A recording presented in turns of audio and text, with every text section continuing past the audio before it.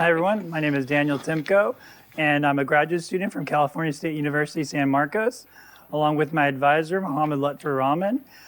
We have created this project, and our project is called Commercial Anti-Smishing Tools and Their Comparative Effectiveness Against Modern Threats. So first, I want to ask you, have you seen something like this on your phone before? There are different types of these. There are messages. They may include brands or different kinds of different organizations or signatures that might make it look like an authentic text message when it is not. What they are called is smishing, and they are it's a portmanteau of the terms phishing and SMS. There are types of fraudulent communications in which an attacker tries to disguise SMS messages to make them look authentic. In this work, we have collected SMS phishing messages to use in our project. Here's some examples of different kinds. They couldn't be different types, whether they motivate the user by reward or fear. And all of them are trying to create a common goal of deceiving the user to get their information. So to define the problem, smishing is only growing. Now that you know what smishing is, it's only growing more popular as a social engineering attack. Phishing attacks in general are responsible for 90% of data breaches in the US. And in particular, smishing attacks are reported by 74% of organizations. And because users on mobile devices are more likely to interact with smishing messages as opposed to something like emails, they are increasingly being more targeted by phishing attackers. So the motivation for this work is that to counter all these phishing messages, different anti-smishing tools and regulations have been developed to kind of combat this threat. And so there's SMS filtering, which is employed by these anti-smishing tools, are applied at different stages of the messaging process. And each of these tools can implement different techniques to try to combat this smishing threat. And additionally, on the legal end, there are regulations like the TCPA, the Telephone Consumer Protection Act, that regulates these SMS messages. However, despite all these regulations and its written tools, smishing is still growing. It's within the first 6 months of 2021, smishing has increased by 700%. And through analyzing the different tools, we can find out where those gaps lie in the protection and say, okay, this is what needs to be worked on by the research community to improve message filtering. So we have 4 different contributions for this work. The first is that we define the role that our tested SMS filters play in that messaging process. In this work, we explored 5 different bulk messaging services, 5 different carriers, and 10 different anti-smishing apps. We created a website for users to submit fresh smishing messages. That's a big problem in the research community, that there's not enough fresh new data. So we created a website where users can collaboratively submit their messages so that the research community can get those and use them in future research. And we characterize that data that we collected. And finally, we performed a 3-part experiment where we isolate the roles that each of those message filters were playing and how effective were they at actually blocking those messages at each of the different sections of the messaging process. So,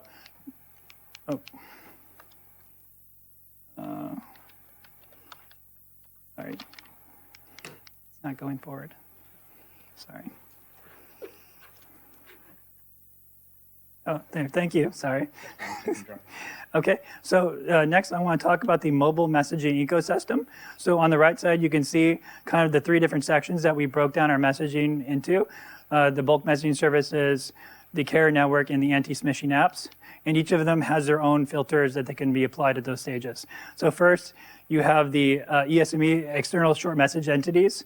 So this is, for instance, Twilio, or an example in the UK would be like MessageBird. What they do is they provide application-to-person messaging that can send out bulk text messages in bulk to target devices. And so the application-to-person messaging is the web services that can be used to send those messages through the ESME that sends and receives message data. Next, you have the mobile carrier network. And so the ESME sends that data to SMSC, which is the Short Message Service Center. And that message service center can store and forward and route the text messages through that carrier network. And inside the carrier network, they can apply different SMS firewalls that can also be filtering those SMS messages. So on the bulk messaging service side, you can prevent it from being sent. On the carrier network, you are blocking it in the transmission. And then finally, at the last line of defense, you have the anti-smishing apps, which can be installed on the phone to provide an extra layer of filtering from what is already being blocked by those other sections. Okay, so next let's talk about the collection of our messages. So it was really important for us to collect fresh SMS messages. And that is because as messages go through the filtering, they've been seen by different blocking tools, and they may be on different blacklists, and those messages have already been filtered. And because smishing messages change over time, it's important to be able to block new threats as opposed to things that have already been gone through the system. And so through our website that we created, smishtank.com, you can see it on the right side, we collected 75 messages at the time of our first experiments, and 55 of those we sent to a phishing expert that verified those as smishing, as opposed to spam or ham. And we then selected out of those 55 that were verified, 20 for the testing. And then we also got an equal share of ham messages, harmless messages that we could send alongside to test for false positives through those different tools. So at the time of recording, I took a screenshot. We have 900 messages now. And so we hope to grow our project to be able to provide a larger data set to the different research communities. So now that we've talked about how we collect those messages, we then characterize those in 4 different ways. First, we looked at squatting techniques. Those are the different methods that a phishing attacker will use to disguise those URLs that are located in the phishing messages. Not all phishing messages contain URLs. As you can see, we had 55 original and 46 of those contained a URL. The most common were combo squatting and wrong TLDs, top-level domains. And you can see an example of the message we collected in the bottom right corner.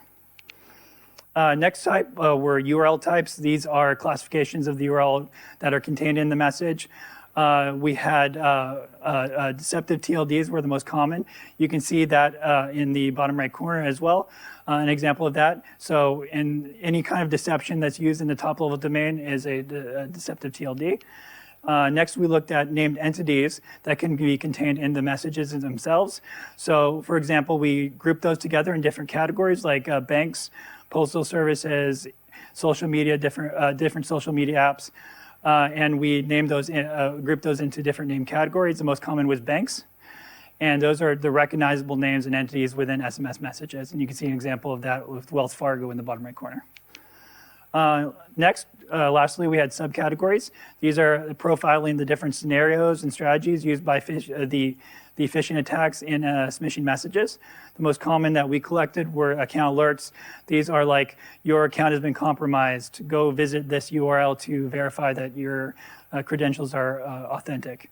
And we had many different kinds of these. Prize contests, different messages were also very common. And as I said, you could see an example of that we collected in the bottom right corner. So after we looked at the different categorizations, we also ran our URLs through a service called VirusTotal that is used by, incorporates 90 different security vendors to look at the different URLs provided to it. And we performed this after our testing has been done. We looked at the different reports that were coming out for VirusTotal. They can give 3 different categories for the types of malicious identification, which is malicious, malware, and phishing. And you can see an example of one of our reports from one of our URLs that was contained in one of our collected messages on the right side. 12 out of 90 of the messages were marked as one of those. And so when you look at the VirusTotal scores for each of our different reports for the URLs and domains for all of our messages, and then for the ones that were selected for the experiments. You can see that in the bottom right corner.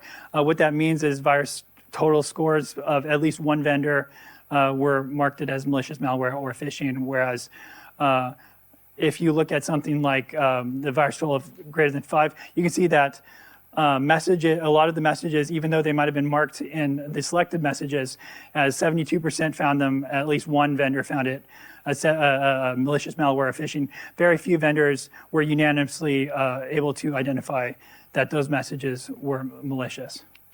Okay, and then additionally, we looked at the domain history of those messages, the URLs contained in those messages. This was performed 7 months after the initial experiment to give it time to go through these systems.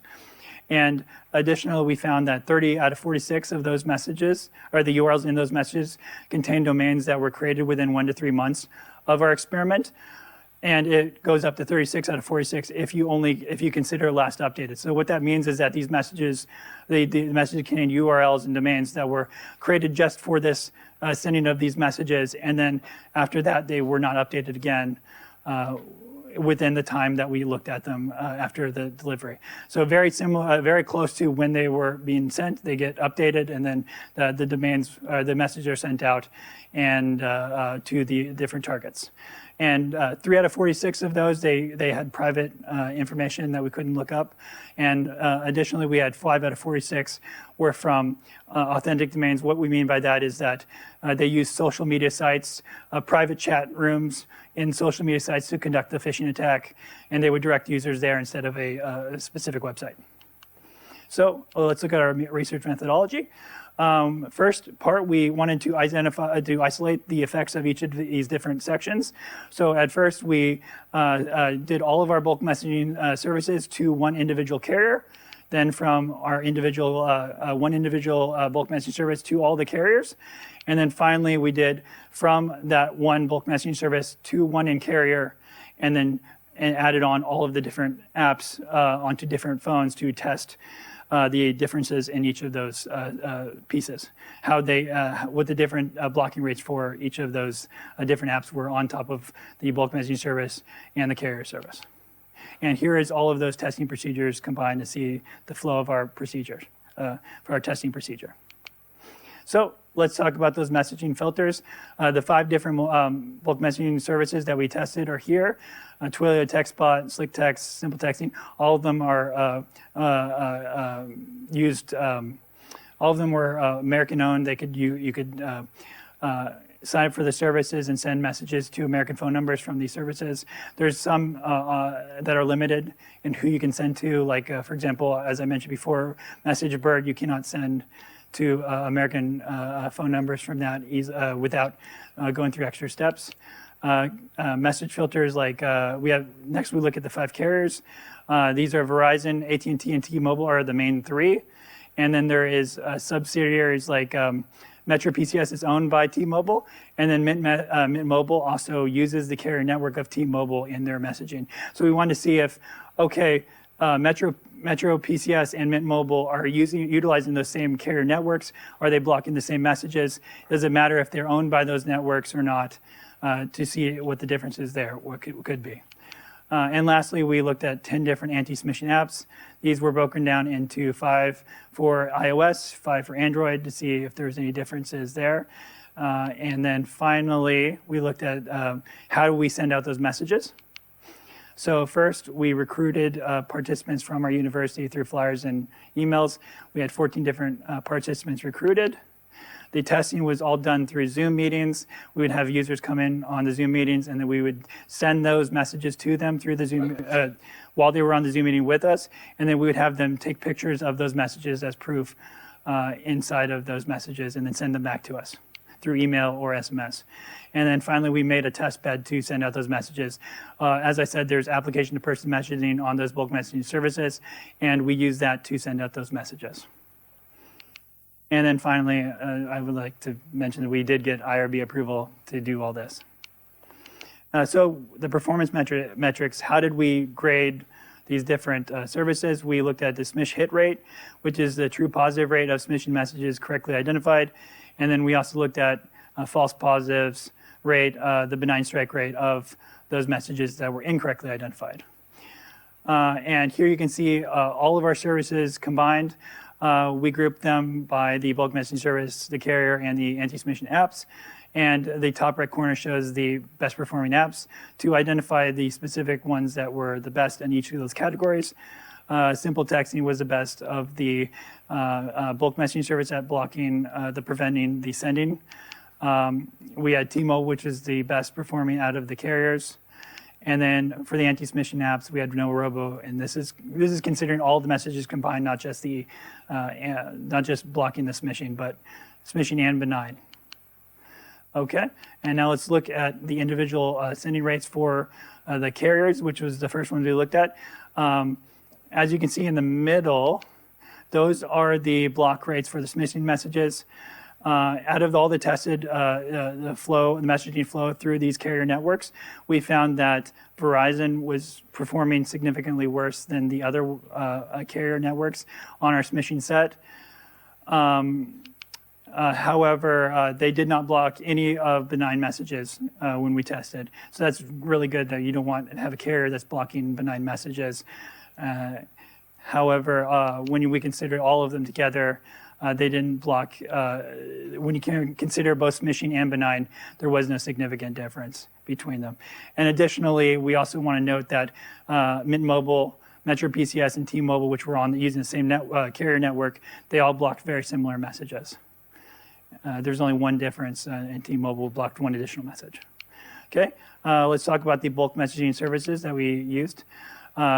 Here you can again see the blocking rate of the smishing messages.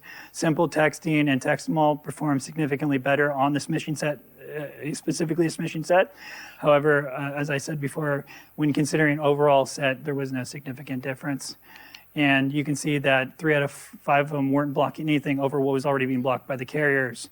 And additionally, there was a few benign messages that were prevented from being sent through those bulk messaging services. And lastly, the anti-smishing apps, the results.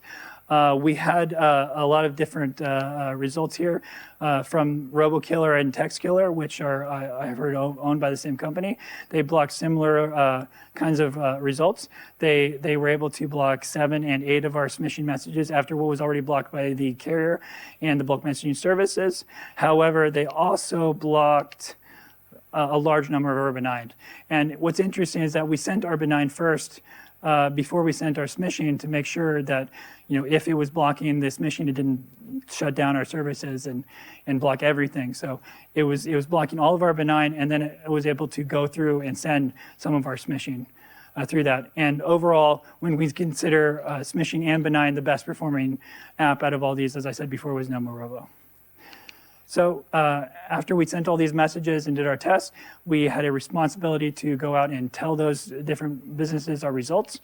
So we reached out to the bulk messaging services. We tried to reach out to the carriers through their phone lines, and then we also reached out to the anti-smishing apps. It was very difficult to reach any of the carriers. We tried, but for the bulk messaging services and the apps, they have email addresses which we could send out our results to.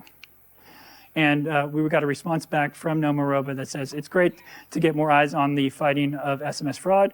As researchers have shown, and from the trenches, we know that this is a hard problem to solve. So the discussion of what our results mean. There was commonality in the blocking of carriers that were on the same network, and that implies there's similar message filtering over those carrier networks that applied to all those different carriers that use that same network. And from those fresh SMS messages we used, there's a high level of deliverability. And additionally, as we talked about before, there was regulations to prevent those messages from being sent. So we looked at opt-in and opt-out. For the tested bulk messaging services that we looked at, opt-in compliance was very loosely enforced, which means that, as you can see in the bottom from Slick Text, which was one of the services we used, all we needed to do was click a box that says, I confirm that I'm sending to people that authorized that we could send them to, or we could send our messages to. Services, this was about as much prevention as they had for sending out these messages to these different services. And we also did not have difficulty finding different bulk messaging services that allowed us to remove opt-out messages. The importance of those opt-out messages is that they say, okay, this is where this is from. These bulk messaging services are used typically for advertising. And so to say that, okay, press reply stop to stop sending your messages. that allows you to know that this is not a personalized message. And so that's important to prevent these types of phishing attacks, which could be portraying themselves as being targeted to that individual user. Hey, you've got account compromised. You need to go do something quickly about it. If they know that it is from being bulk texted out, then it might be easier to notify and see those attacks. And finally, our recommendations. We want to require that brands brand registration before those sending out those messages. It's required by some services, but not all. As you can see on the right, one of the services we didn't use, Click-a-Tell, they have requirements for 10-digit long codes to even be able to send out messages at all. You had to register a brand. You could have that for both the registration and also of the use of the A2P messaging. And then finally, clear opt-in consent and opt-out dialogue in those messaging campaigns. Currently, the obligation is on the user to put in those, reply stop to stop messaging inside of those messages, when that should be up to the different bulk messaging services. It should be required that they put before those campaigns. And let me talk quickly about the limitations. The number of messages that we send out, we know we only sent out 20. That might be a little low. In future studies, we should send out more messages. And we looked at generalized blocking rate, but we may miss edge cases. And by that, we mean in the bulk messaging services, we already eliminated things that were blocked by the carrier when we could. If we send out from all those bulk messaging services to all carriers, we might be able to understand more about those blocking rates from the bulk messaging services. And our design collects messages that are from user submissions, so that might be messages that are more easily identified as smishing, because you'd have to identify it before you upload it to our website to know that it is a smishing attack. And in conclusion, we looked at anti-smishing tools that have been created to block the threat of smishing attacks. And despite these efforts, smishing still continues to rise. We provided the Smish tank for submitting, and we analyzed those messages through VirusTotal and categorized our messages. We conducted the three-part experiment, and we found that some services were performing significantly better or worse on our message set. And if you have any questions, you can contact me or my advisor. And is there any questions from the audience?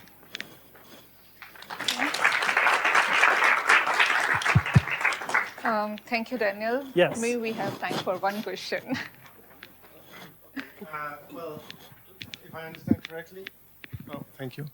If I understand correctly, the website you set up collected messages from users who already, as you said, identified that this was a phishing message. It's public submissions. Yes. Yeah, but that means that those messages already went through the carrier they networks. Did. So it's not surprising that when you send them through again, that yes, it's true blocked. That is a consideration that we know that if they've already made it through, then hopefully the idea would be that anti-smishing apps would catch them, because most people don't.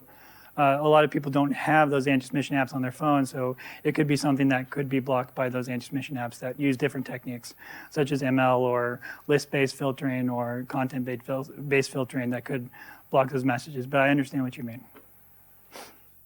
Sorry, yeah, maybe if we only have time for one, I can stop, but otherwise sure, I have one if more. you have any more. Just out of curiosity, did you ask the carriers if they were willing to collaborate with you and send you messages? We tried, but we could not I mean, we tried contacting carriers, but it's very, very difficult to get in touch with anybody at carrier level. All right.